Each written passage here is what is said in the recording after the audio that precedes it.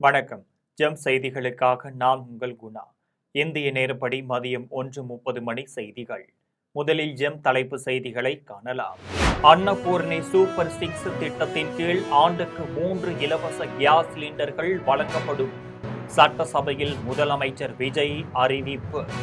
2047 ஆண்டில் India, Japan இரு நாடுகளும் $30 டிரில்லியன் பொருளாதாரத்தை நோக்கி முன்னேறும். மத்திய அமைச்சர் பியூஷ் கோயல் நம்பிக்கை. தமிழ்நாட்டில் மாற்றம் ஏற்பட்டு அது ஏமாற்றமாக மாறியுள்ளது. திமுக தலைவர் மு.க.ஸ்டாலின் கடும் குற்றச்சாட்டு. பரந்தூர் புதிய விமான நிலையம் அமைக்கும் திட்டத்தை ரத்து செய்ததால் பொருளாதாரம் பாதிக்கும். திமுக முன்னாள் அமைச்சர் தங்கம் தென்னரசு பேச்சு. கடந்த ஆட்சியின் நிர்வாக குளறுபடிகளால் நிதி நெருக்கடியில் ஆவின் நிர்வாகம். பால்வளத்துறை அமைச்சர் விஜயலட்சுமி குற்றச்சாட்டு. வாக்குறுதியில் 6 சிலிண்டர்களில் முதலமைச்சர் 3 சிலிண்டர்கள் அறிவித்துள்ள நிலையில் மீதமுள்ள 3 கேள்விக்குறிதானா? அமமுக பொதுச் செயலாளர் டிடிவி தினகரன் கேள்வி. இனி விரிவான செய்திகளை காணலாம். அன்னபூர்ணி சூப்பர் 6 திட்டத்தின் கீழ் ஆண்டுக்கு 3 இலவச கேஸ் சிலிண்டர்கள் வழங்கப்படும் என முதலமைச்சர் விஜய் அறிவித்துள்ளார். தமிழக சட்டசபையில் இன்று கூட்டம் தொடங்கியதும் பழம்பெரும் நடிகை சவுகார் ஜானகி மறைவுக்கு இரங்கல் தீர்மானம் வாசிக்கப்பட்டது. இதனைத் தொடர்ந்து முதலமைச்சர் விஜய் 110 விதியின் கீழ் சில அறிவிப்புகளை வெளியிட்டு பேசினார். அப்போது அன்னபூர்ணி சூப்பர் 6 திட்டத்தில் ஆண்டுக்கு 3 இலவச கேஸ் சிலிண்டர்கள் வழங்கப்படும் என்று, இத்திட்டம் வரும் பொங்கல் தினத்தில் இருந்து தொடங்கப்படும் என்றும் தெரிவித்தார். 3 எரிவாயு சிலிண்டர்களுக்கான தொகையை அரசே நேரடியாக பயனாளிகளின் வங்கிக் கணக்கில் நேரடியாக வரவு வைக்கும் என்றும், ஆண்டுக்கு வருவாய் 2.5 லட்சத்திற்கு குறைவாக உள்ள பின்தங்கிய குடும்பங்களுக்கும் ஆண்டுக்கு 3 சிலிண்டர் இலவசமாக வழங்கப்படும் என்று கூறினார். தொடர்ந்து பேசிய முதலமைச்சர் விஜய், மாநிலம் முழுவதும் அரசு பேருந்துகளில் மகளிர் இலவசமாக பயணிக்கும் வெற்றி பயணம் திட்டம் அக்டோபர் 2ஆம் தேதி முதல் தொடங்கப்படும் என்று தெரிவித்துள்ளார். மாவட்டங்களுக்கு இடையில் இயங்கும் சாதாரண பேருந்துகளிலும் மாநகர நகர பகுதிகளில் இயங்கும் எக்ஸ்பிரஸ், எல்எஸ்எஸ், டியூலெக்ஸ் பேருந்துகளிலும் மகளிர் இலவசமாக பயணிக்கலாம் என்று தெரிவித்தார். திருநர், திருநங்கைகளுக்கு வெற்றி பயணம் திட்டத்தில் கட்டணமின்றி பயணிக்கலாம் என்று அறிவித்தார். இத்திட்டம் செயல்படுத்துவதன் மூலம் ஆண்டுக்கு 6000 கோடி ரூபாய் செலவாகும் என்று குறிப்பிட்டுள்ளார். தொடர்ந்து பேசிய முதலமைச்சர் விஜய், தான் வாக்குறுதி அளித்தவாறு பரந்தூரில் புதிய விமான நிலையம் அமைக்க மேற்கொண்ட நடவடிக்கைகள் இந்த அரசால் கைவிடப்படுவதாக தெரிவித்தார். சென்னை மீனம்பாக்கம் விமான நிலையத்தை மேலும் விரிவாக்கம் செய்து ஆண்டுக்கு கூடுதலாக 20 மில்லியன் பயணிகளை கையாளக்கூடிய டெர்மினல் 5 என்ற புதிய முனையம் அமைக்க ஏர்போர்ட்ஸ் அத்தாரிட்டி ஆஃப் இந்தியாவுடன் இணைந்து சாலை மற்றும் மேம்பாலம் அமைப்பதற்கான நடவடிக்கைகள் மேற்கொள்ளப்படும் என்று தெரிவித்துள்ளார். 2047 ஆண்டில் இந்தியா, ஜப்பான் இரு நாடுகளும் $30 டிரில்லியன் பொருளாதாரத்தை நோக்கி முன்னேறும் என மத்திய வர்த்தக மற்றும் தொழில்துறை அமைச்சர் பியூஷ் கோயல் தெரிவித்துள்ளார். ஜப்பானின் டோக்கியோவில் ஜப்பான் வர்த்தக மற்றும் தொழில்துறை சபையின் வர்த்தக ஆலோசனை கூட்டம் மத்திய வர்த்தக மற்றும் தொழில்துறை அமைச்சர் பியூஷ் கோயல் தலைமையில் நடைபெற்றது. இக்கூட்டத்தில் பேசிய மத்திய அமைச்சர் பியூஷ் கோயல், நமது எதிர்கால கூட்டமைப்பை மேலும் வலுப்படுத்த நமது நாட்டின் வணிகங்களுக்கு இடையேயான ஒத்துழைப்பு, கூட்டுறவும் எவ்வாறு வளரும் என்பது குறித்து விவாதிக்க இன்றைய தினம் சிறப்பு வாய்ந்ததாக அமையும் என்று குறிப்பிட்டுள்ளார். அடுத்த 10 ஆண்டுகளில் ஜப்பானிய நிறுவனங்கள் எண்ணிக்கை இந்தியாவில் தற்போதைய அளவில் இருந்து இரட்டிப்பாகும் என தான் நம்புவதாக தெரிவித்தார். 2047 ஆண்டில் நமது சுதந்திரத்தின் 100வது ஆண்டை கொண்டாடும் போது $30 டிரில்லியன் பொருளாதாரத்தை நோக்கி இரு நாடுகளும் முன்னேறும் என்று கூறினார். இதனை நனவாக்க 140 கோடி இந்தியர்கள் உறுதியுடன் உள்ளதாக தெரிவித்துள்ளார். தமிழ்நாட்டில் மாற்றம் ஏற்பட்டு அது ஏமாற்றமாக மாறியுள்ளதாக திமுக தலைவர் மு.க.ஸ்டாலின் தெரிவித்துள்ளார். சென்னை அருகே திருவான்மையூரில் திமுக கட்சி நிர்வாகியின் இல்ல திருமண நிகழ்ச்சியில் அக்கட்சியின் தலைவர் மு.க.ஸ்டாலின் கலந்து கொண்டு மணமக்களை வாழ்த்தி உரையாற்றினார். அப்போது பேசிய அவர், ஒரு காலத்தில் ஒரு குடும்பத்தின் படித்தவர்கள், பட்டதாரிகள் அத்திப்பூ பூத்தார்கள் போல் இருப்பார்கள். ஆனால் தற்போது ஊருக்கு ஒரு கிராமத்திற்கு கிராம பட்டதாரிகள் மருத்துவர்கள் இருக்கிறார்கள் என்றால் அதற்கு காரணம் திராவிட இயக்கங்கள் தான் என்று தெரிவித்துள்ளார். இந்த நிலைக்கு வருவதற்கு யார் காரணம் என்பதை இன்றைக்கு இருக்கும் இளைஞர்கள் புரிந்து கொள்ள வேண்டும் என்று கேட்டுக்கொண்டார். ஆனால் இன்றைய இளைஞர்களுக்கு அது புரியவில்லை, தெரியவும் இல்லை என்று குற்றம் சாட்டினார். ஒரு தமிழ்நாட்டில் மாற்றம் ஏற்பட்டு அது ஏமாற்றமாக மாறியுள்ளதாக விமர்சித்தார். லட்சக்கணக்கான மக்கள் தவறு செய்துவிட்டதாகவும் அது கோடிக்கணக்கான மக்களை துன்புறுத்தி கொண்டிருப்பதாகவும் தெரிவித்தார். இந்த நிலை மாற வேண்டும் என்று வலியுறுத்தினார்.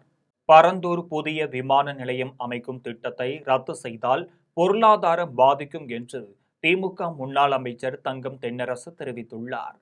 தமிழ்நாடு சட்டப்பேரவையில் பரந்தூர் புதிய விமான நிலையம் அமைக்கும் திட்டத்தை ரத்து செய்து முதலமைச்சர் விஜய் அறிவித்தார்.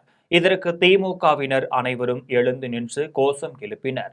தொடர்ந்து எதிர்ப்பு குரல் கொடுப்பதாக இருந்தால் வெளியே சென்று குரல் கொடுங்கள் என சபாநாயகர் கூறியதை அடுத்து திமுகவினர் வெளிநடப்பு செய்தனர்.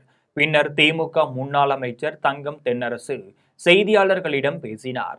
அப்போது பரந்தூர் புதிய விமான நிலையம் அமைக்கும் திட்டம் குறித்து விவாதிக்க ஏற்கனவே 55 விதியின் கீழ் திமுக தீர்மானம் கொண்டு வந்ததாகவும், ஆனால் முதல்வர் 110 விதியின் கீழ் அறிவித்ததால் கவன ஈர்ப்பு தீர்மானத்தில் விவாதிக்க மறுத்துவிட்டதாகவும் தெரிவித்துள்ளார்.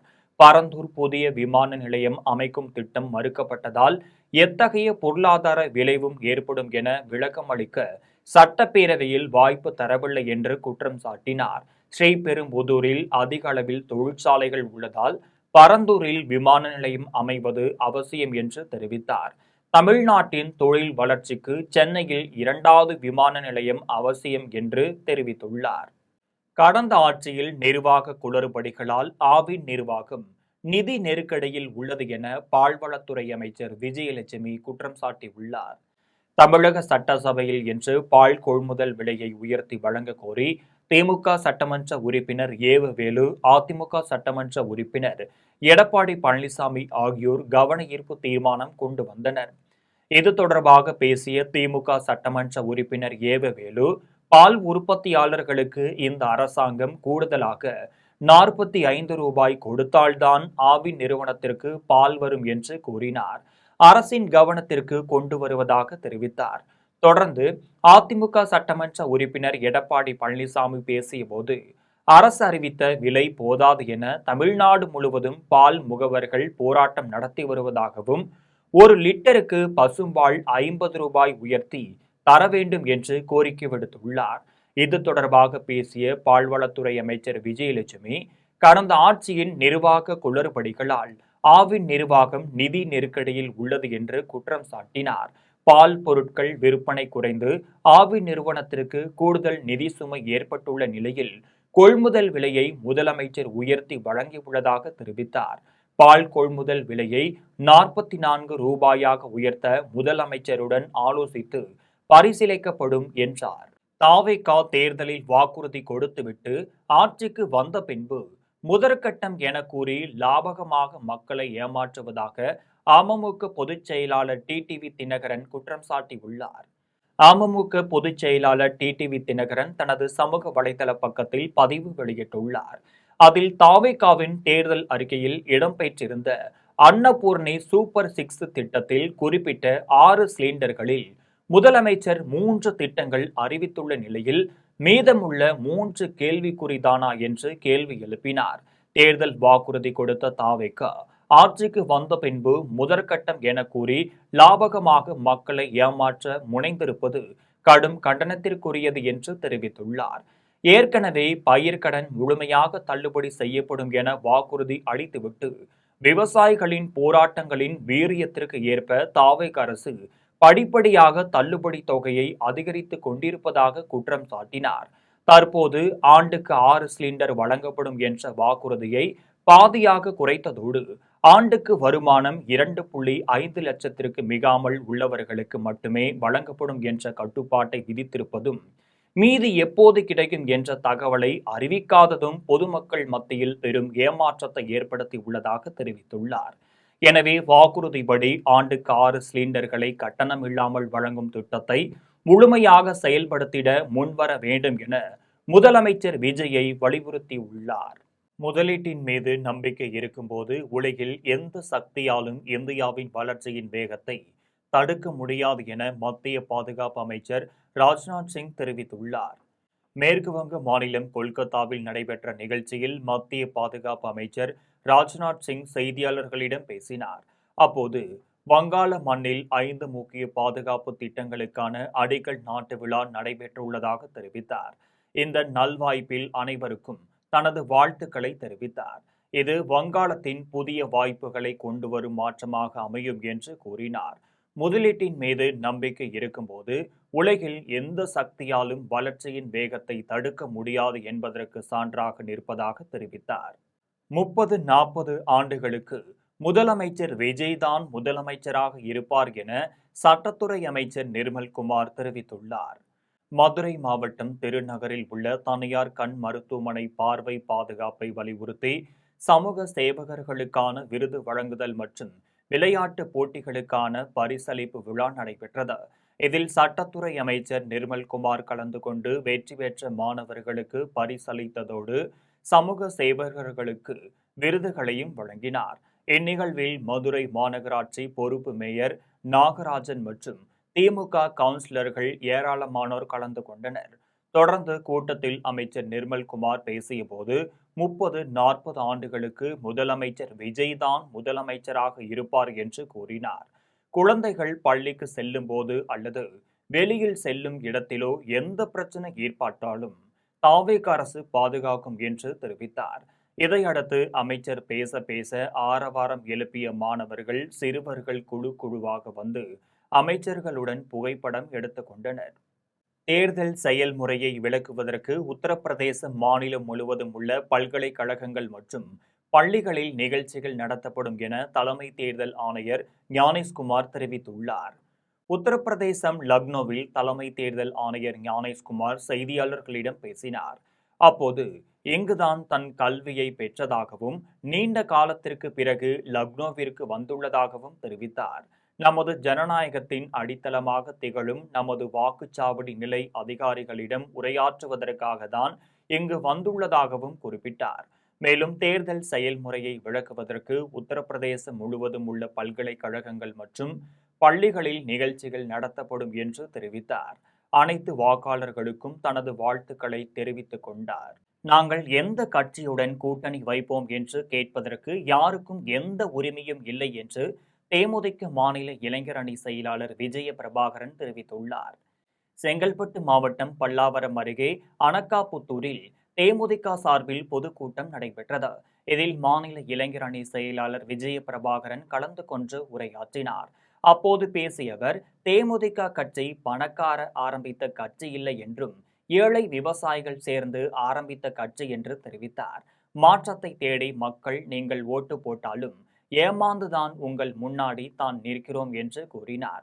தமிழகத்தில் இன்று 3வது கட்சி ஆட்சிக்கு வருகிறது என்றால் அதற்கு அடித்தளம் போட்டது கேப்டன் விஜயகாந்த் உருவாக்கிய தேசிய முற்போக்கு திராவிட கழகம்தான். இதை யாராலும் மறக்க முடியாது என்று தெரிவித்தார். நாங்கள் எந்த கட்சியுடன் கூட்டணி வைப்போம் என்று கேட்பதற்கு யாருக்கும் எந்த உரிமையும் இல்லை என்று தெரிவித்துள்ளார். மேலும் பெண்களுக்கு நலத்திட்ட உதவிகள் மற்றும் பள்ளி மாணவர்களுக்கு ஊக்கத்தொகையை வழங்கி பாராட்டினார். தாமரைப்பாக்கத்தில் தெற்கு மாவட்ட கமிட்டி சார்பில் இயக்க சீரமைப்பு 2ஆம் நிலை திட்டத்தின் கீழ் மாவட்ட பார்வையாளர்களுக்கான களப்பயிற்சி மற்றும் ஆலோசனை கூட்டம் நடைபெற்றது. திருவள்ளூர் மாவட்டம் தாமரைப்பாக்கத்தில் தெற்கு மாவட்ட கமிட்டி சார்பில் இயக்க சீரமைப்பு 2ஆம் நிலை திட்டத்தின் கீழ் மாவட்ட பார்வையாளர்களுக்கான களப்பயிற்சி மற்றும் ஆலோசனை கூட்டம் தெற்கு மாவட்ட காங்கிரஸ் கமிட்டி தலைவர் காங்கை குமார் தலைமையில் நடைபெற்றது. இந்நிகழ்ச்சிக்கு சிறப்பு அழைப்பாளராக திருவள்ளூர் தெற்கு மாவட்ட மறு இயக்க சீரமைப்பு பார்வையாளர் முருகேசன் கலந்து கொண்டு கட்சி நிர்வாகிகளுக்கு ஆலோசனைகளை வழங்கினார்.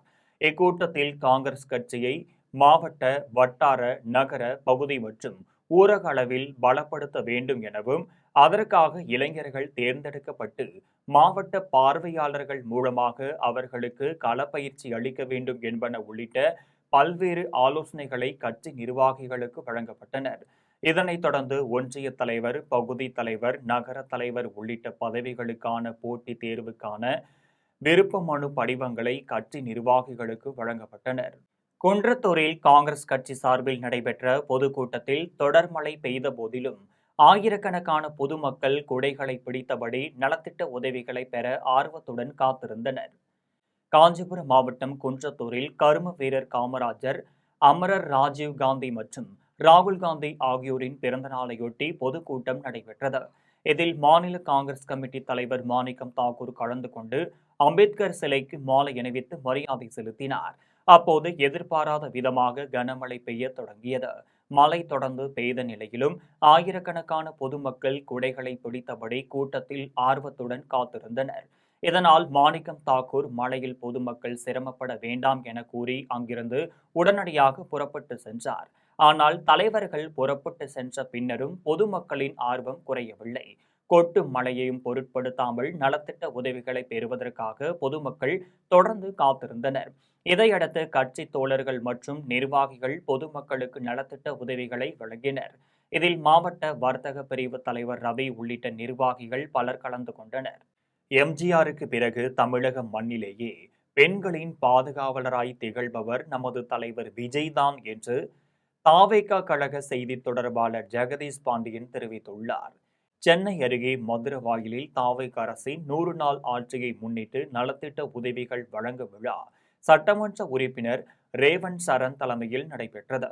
விழாவில் பள்ளி மாணவர்கள், கைம்பெண்கள் மற்றும் முதியோருக்கு நிதி உதவியும், ஆதரவற்றோர் இல்லங்களுக்கு நலத்திட்ட உதவிகளும் வழங்கப்பட்டனர்.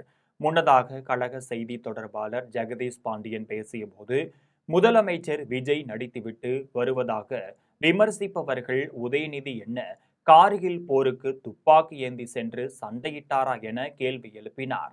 எம்ஜிஆருக்கு பிறகு தமிழக மண்ணிலே பெண்களின் பாதுகாவலராய் திகழ்பவர் நமது தலைவர் விஜய்தான் என்று பெருமிதமாக தெரிவித்துள்ளார். சேலத்தில் தாவேகா சார்பில் நடைபெற்ற 100 நாள் சாதனை விளக்க பொதுக்கூட்டத்திற்கு வடமேற்கு மாவட்ட செயலாளர் மற்றும் மாற்று கட்சியில் இருந்து வந்த மூத்தவர்களை புறக்கணித்ததால் கூட்டம் பாதியிலே நிறுத்தி வைக்கப்பட்டது. சேலம் மாவட்டம் ஓமலூரில் தாவேகா சார்பில் 100 நாள் சாதனை விளக்க பொதுக்கூட்டம் அமைச்சர் விஜய் தமிழ் பார்த்திபன் ஆதரவாளர்கள் சார்பில் நடைபெற்றது. இதில் வடமேற்கு மாவட்ட செயலாளர் மற்றும் மாற்று கட்சியில் இருந்து வந்த மூத்தவர்களை புறக்கணித்ததால் 80% இருக்கைகள் காலியாகவே காணப்பட்டனர். அப்போது நிர்வாகிகள் பேசத் தொடங்கிய போதே அமர்ந்திருந்த பெண்களும் நிர்வாகிகளும் வரிசையாக வெளியேறினர். இதனிடையே லேசான மழை பெய்ததால் கூட்டம் பாதியிலேயே நிறுத்தப்பட்டது. உட்கட்சி பூசலை தடுக்க தாவேகா தலைமை உடனடியாக தலையிட வேண்டும் என தாவேகா தொண்டர்கள் கோரிக்கை விடுத்துள்ளனர். கோவையில் நடைபெற்ற மை கராத்தே சர்வதேச பட்டய தேர்வு போட்டியில் ஏராளமான மாணவர்கள் ஆர்வத்துடன் கலந்து கொண்டு தங்களது திறமைகளை வெளிப்படுத்தினர். கோவை சரவணம்பட்டியில் உள்ள தனியார் பள்ளியில் மை கராத்தே சர்வதேச பட்டய தேர்வு போட்டி நடைபெற்றது. இதில் 3 வயது முதல் 30 வயது வரை உள்ள 500க்கும் மேற்பட்ட மாணவ மாணவிகள் கலந்து கொண்டு தங்கள் திறமைகளை வெளிப்படுத்தினர். போட்டியில் தேர்வு செய்யப்பட்ட மாணவ மாணவிகளுக்கு சர்வதேச கராத்தே பயிற்சியாளர் சென்சா தியாகு நாகராஜ் சான்றிதழ்களும் பட்டயங்களையும் வழங்கினார். மேலும் பள்ளி மற்றும் கல்லூரி மாணவர்கள் கராத்தே கலையை ஆர்வமுடன் கற்று வருவதற்காகவும், குறிப்பாக பெண் குழந்தைகளின் பெற்றோர் தற்காப்பு கலைகளை கற்றுக் கொடுக்க அதிகம் முன்வருவதாகவும் தலைமை பயிற்சியாளர் தியாகு நாகராஜ் தெரிவித்துள்ளார். மன்னார்குடியில் நடைபெற்ற மாவட்ட அளவிலான வலுதூக்கு சாம்பியன்ஷிப் போட்டியில் ஏராளமான வீரர் வீராங்கனைகள் கலந்து கொண்டு தங்களது திறமைகளை வெளிப்படுத்தினர். திருவாரூர் மாவட்டம் மன்னார்குடியில் உள்ள ராஜகோபால சுவாமி அரசு கல்லூரியில் ஆண்கள் மற்றும் பெண்களுக்கான மாவட்ட அளவிலான வலுதூக்கும் சாம்பியன்ஷிப் போட்டி நடைபெற்றனர். இதில் மாவட்டத்தின் பல்வேறு பகுதிகளில் இருந்து ஏராளமான வீரர் வீராங்கனைகள் கலந்து கொண்டு தங்களது திறமைகளை வெளிப்படுத்தினர். போட்டிகளின் முடிவில் ஒட்டுமொத்த புள்ளிகளின் அடிப்படையில் மன்னார்குடி ராஜகோபால சுவாமி அரசு கல்லூரி முதலிடத்தை பிடித்து வெற்றி பெற்றது. தொடர்ந்து போட்டியில் வெற்றி பெற்ற வீரருக்கு மாவட்ட வலுதூக்கும் சங்க காப்பாளர் மீனாட்சி சூர்யா பிரகாஷ் பரிசுகளையும் பதக்கங்களையும் வழங்கி பாராட்டினார். இந்நிகழ்வில் மாவட்ட பளுதூக்கும் சங்க தலைவர் ராமதாஸ், மாவட்ட அமைச்சூர் மற்றும் பிட்னஸ் அசோசியேஷன் தலைவர் அசோகன் உள்ளிட்டோர் கலந்து கொண்டனர். விளையாட்டுப் போட்டிகளில் பங்கேற்பதன் மூலம் மாணவர்களின் சிந்திக்கும் திறன், முடிவெடுக்கும் திறன் மற்றும் கவனம் செலுத்தும் திறன் அதிகரிக்கும் என்று சர்வதேச சதுரங்க நடுவர் விஜயராகவன் தெரிவித்துள்ளார். கோவை அருகே சின்ன வேடம்பட்டியில் மாவட்ட அளவிலான சதுரங்க போட்டி நடைபெற்றது. இதில் 500க்கும் மேற்பட்டோர் ஆர்வத்துடன் கலந்து கொண்டு தங்களின் திறமைகளை வெளிப்படுத்தினர். முன்னதாக சர்வதேச சதுரங்க நடுவர் விஜயராகவன் பேசியபோது, மாணவர்களுக்கு இதுபோன்ற சதுரங்க போட்டிகள் தொடர்ந்து நடத்த வேண்டியது அவசியம் என தெரிவித்தார். இதுபோன்ற போட்டிகளில் பங்கேற்பதன் மூலம் மாணவர்களின் சிந்திக்கும் திறன், முடிவெடுக்கும் திறன் மற்றும் கவனம் செலுத்தும் திறன் அதிகரிக்கும் என்று கூறினார். தொடர்ந்து போட்டிகளில் வெற்றி பெற்றவர்களுக்கு கோப்பைகளும் பதக்கங்களும் ரொக்க பரிசுகளும் வழங்கப்பட்டனர். தோவாளை பூ சந்தையில் ஓணம் பண்டிகையையொட்டி பூக்களின் விலையும் விற்பனையும் அதிகரித்துள்ளது. கன்னியாகுமரி மாவட்டம் தோவாளை பூ சந்தையில் ஓணம் பண்டிகையையொட்டி பூக்களின் விலையும் விற்பனையும் அதிகரித்து வருகிறது. இதன்படி 500 ரூபாய்க்கு விற்ற 1 கிலோ பிச்சிப்பூ 1500 ரூபாயாக உயர்ந்துள்ளது. இதேபோல் மஞ்சள் சிவந்தி 150 ரூபாயாகவும், வெள்ளை சிவந்தி 250 ரூபாயாகவும், முல்லை 1500 ரூபாயாகவும், ஒரு கட்டு ரோஜா 200 ரூபாயாகவும், சிவந்தி 220 ரூபாயாகவும் உயர்ந்துள்ளது. மேலும் கேரளாவில் இருந்து மக்கள் வந்து பூக்களை ஆர்வத்துடன் வாங்கி செல்வதால் பூ வியாபாரிகள் மகிழ்ச்சி அடைந்துள்ளனர். திருவொற்றியூரில் பெரிய பாளையத்தம்மன் ஆலயத்தின் 80ஆம் ஆண்டு ஆடி திருவிழாவை முன்னிட்டு ராஜ அலங்காரத்தில் அம்மன் வீதி உலா மிக சிறப்பாக நடைபெற்றது. சென்னை திருவொற்றியூர் அடுத்த பூங்காவனபுரம் பகுதியில் உள்ள பெரிய பாளையத்தம்மன் ஆலயத்தின் 80ஆம் ஆண்டு ஆடி திருவிழாவை முன்னிட்டு பெரிய பாளையத்தம்மன் ராஜ அலங்காரத்தில் அன்ன வாகனத்தில் பக்தர்களுக்கு அருள் பாலித்தார். இதையடுத்து முக்கிய வீதிகள் வழியாக அம்மன் வீதி உலா நடைபெற்றது. இதனைத் தொடர்ந்து வழி நெடுகிலும் பொதுமக்கள் பெரிய பாளையத்தம்மனுக்கு தேங்காய் உடைத்து அர்ச்சனை செய்து சாமி தரிசனம் செய்து வழிபட்டனர். மேலூர் மதுரா பாரதிபுரம் கிராமத்தில் உள்ள மாரியம்மன் கோவிலில் மகா கும்பாபிஷேக விழா சிறப்பாக நடைபெற்றது. காஞ்சிபுரம் மாவட்டம் உத்தரமேரூர் அருகே மேலூர் மதுரா பாரதிபுரம் கிராமத்தில் உள்ள மாரியம்மன் கோவிலில் மகா கும்பாபிஷேக விழா சிறப்பாக நடைபெற்றது. முன்னதாக சுவாமிக்கு யாகசாலை பூஜைகளுடன் அபிஷேக ஆராதனைகள் நடைபெற்றது. தொடர்ந்து வேத மந்திரங்கள் முழங்க கோவில் விமான கோபுர கலசங்களுக்கு சிவச்சாரியர்கள் புனித நீர் ஊற்றி கும்பாபிஷேகம் செய்தனர். இதில் ஏராளமான பக்தர்கள் கலந்து கொண்டு சாமி தரிசனம் செய்து வழிபட்டனர். விழாவில் கோவில் நிர்வாகம் சார்பில் பக்தர்களுக்கு அன்னதானம் வழங்கப்பட்டது. விளாத்திக்குளம் அருகே ரகுராமபுரத்தில் உள்ள காளியம்மன் கோவிலில் முளைப்பாரி ஊர்வலம் நடைபெற்றது. தூத்துக்குடி மாவட்டம் விளாத்திக்குளம் அருகே ரகுராமபுரத்தில் உள்ள காளியம்மன் கோவிலில் மகா கும்பாபிஷேக விழாவையொட்டி முளைப்பாரி ஊர்வலம் நடைபெற்றது. முன்னதாக ஏராளமான பெண்கள் முளைப்பாரியை தலையில் ஏந்தி முக்கிய வீதிகள் வழியாக கோவிலை சென்றடைந்தனர். தொடர்ந்து கோவில் முன் வைத்து முளைப்பாரியை சுற்றி பெண்கள் கும்மிப்பாட்டு பாடி வழிபாடு நடத்தினர். இதையடுத்து ஊர்வலமாக எடுத்து வரப்பட்ட முளைப்பாரியை கிராமத்தில் உள்ள நீர்நிலையில் கரைத்து தங்களின் நேர்த்தி கடனை செலுத்தி முடித்தனர். ஊழல் மற்றும் லஞ்சத்திற்கு இடமில்லாத வெளிப்படையான நிர்வாகத்தை தலைவர் விஜய் வழங்கி வருவதாக தாவேகா வடகிழக்கு மாவட்ட செயலாளர் சக்திவேல் தெரிவித்துள்ளார். விழுப்புரம் மாவட்டம் மரக்காணத்தில் கிழக்கு மற்றும் பேரூர் தமிழக வெற்றிக் கழகம் சார்பில் 100 நாள் சாதனை விளக்க பொதுக்கூட்டம் நடைபெற்றது.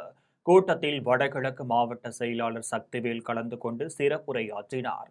அப்போது பேசிய அவர், முதலமைச்சர் விஜய் திரைத்துறையில் உச்சத்தை எட்டிய பிறகு அந்த புகழையும் செல்வாக்கையும் விட்டுவிட்டு மக்களுக்காக பணியாற்ற வேண்டும் என்ற உயரிய நோக்கத்துடன் அரசியலுக்கு வந்து நலத்திட்டங்களை மேற்கொண்டு வருவதாக தெரிவித்தார். இதில் பெண்களின் பாதுகாப்பிற்காக சிங்கப்பெண் அதிரடிப்படை திட்டம், குழந்தைகளின் நலனுக்காக தாய்மாமன் திட்டம் உள்ளிட்ட மக்கள் நலத்திட்டங்கள் செயல்படுத்தப்பட்டு வருவதாக கூறினார். பொதுக்கூட்டம் நடைபெற்று கொண்டிருந்த போது திடீரென மழை பெய்த போதிலும் அதனை பொருட்படுத்தாமல் மாவட்ட நிர்வாகிகள், தொண்டர்கள் மற்றும் பொதுமக்கள் தொடர்ந்து அங்கேயே திரண்டிருந்தனர். இனி வருவது திரையுலக செய்திகள். நடிகர் ரஜினிகாந்த் தனது சுயசரிதை எழுதும் பணியில் தீவிரமாக ஈடுபட்டு வருவதாக அவரது மகளும் இயக்குநருமான சௌந்தர்யா தெரிவித்துள்ளார். தமிழ் சினிமாவின் உச்ச நட்சத்திரமாக திகழும் நடிகர் ரஜினிகாந்தின் வாழ்க்கை பயணம் பலருக்கும் உத்வேகத்தை அளிக்கிறது. கர்நாடக மாநில போக்குவரத்து கழகத்தில் பஸ் நடத்துனராக பணியாற்றிய அவர் தனது விடாமுயற்சியால் தமிழ் சினிமாவின் சூப்பர் ஸ்டார் என்ற உயரத்தை அடைந்தார். நடிகர் ரஜினிகாந்த் தற்போது தனது வாழ்க்கை பயணத்தை மையமாக கொண்ட சுயசரிதை புத்தகத்தை எழுதி வருவதாக தகவல் வெளியாகியுள்ளது. இது தொடர்பாக பேசிய அவரது மகளும் இயக்குனருமான சௌந்தர்யா, ரஜினிகாந்த் தனது சுயசரிதையை எழுதும் பணியில் தீவிரமாக ஈடுபட்டு வருவதாக தெரிவித்துள்ளார்.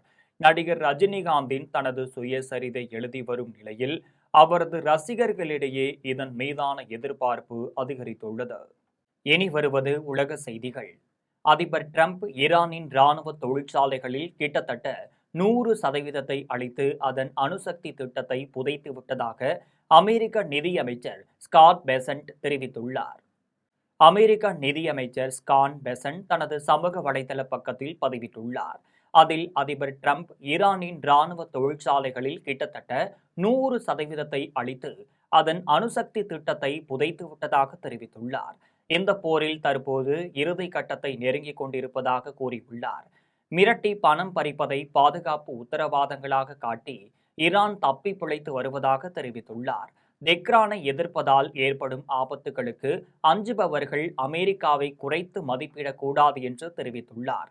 தெஹ்ரான் தனித்து நிற்கும் வரை அந்த கொடுங்கோல் ஆட்சியை தாங்கு நிற்கும் ஒவ்வொரு பொருளாதார உயிர் நாடியையும் துண்டிப்பதே நமது நோக்கம் என்று குறிப்பிட்டுள்ளார். இனி வருவது விளையாட்டு செய்திகள். சின்சினாட்டி ஓபன் டென்னிஸ் தொடரின் ஆண்கள் இரட்டையர் பிரிவின் இறுதி சுற்று போட்டியில் ஜெர்மனி இணை வெற்றி பெற்று சாம்பியன் பட்டத்தை கைப்பற்றி அசத்தியுள்ளது. அமெரிக்காவில் சின்சினாட்டி ஓபன் டென்னிஸ் தொடரின் ஆண்கள் இரட்டையர் பிரிவின் இறுதி சுற்று போட்டி நடைபெற்றது. இந்த போட்டியில் பிரேசிலின் ரஃபேல் மாண்டோ ஒர்லாண்டோ லூயிஸ் இணை ஜெர்மனியின் காண்டிலாண்டின்ஸ் பிரான்ஸ்டன் நெதர்லாந்தின் ராபின் ஹான்ஸ் இணையுடன் மோதியது.